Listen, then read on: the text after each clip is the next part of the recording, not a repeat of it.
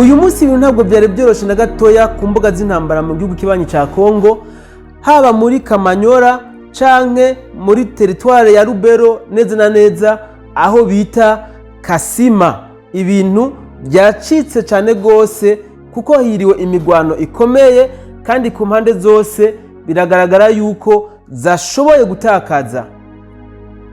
Ni mu nkundire mubane nanje mu kiganiro cy'uyu munsi, aho tuza kubabwira mwido nido ingene ku rubuga rw'intambara muri teritware ya Lubero, neza na neza Kasima, ingene byari byifashe, kandi kugeza magingo aya imigwano iracabandanya. Twonabamenyesha yuko yatanguye kuva igihe cy'isaha 2 z'agatondo, aho umuhari M23 wazindutse ugaba ibitero ku birindiro by'ingabo za FRDC byari biri muri Kasima centre.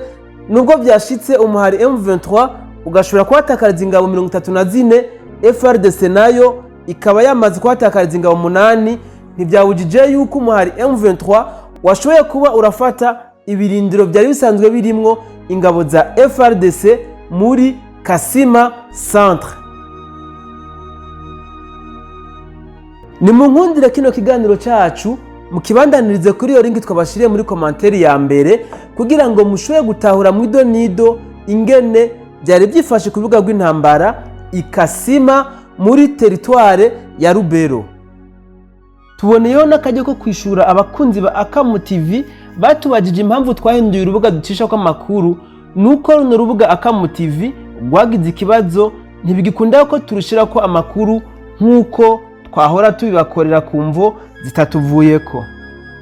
Reka tubibutse abantu mudukurikirana mutaragira sabone, kugira ngo kuri rujya rubuga B-Info muce mugira sabone, kuko niho tuzoza tubacisha kenshi cyane ibiganiro twari dusanzwe tubacishiza hano kuri runo rubuga rwa Akamu TV.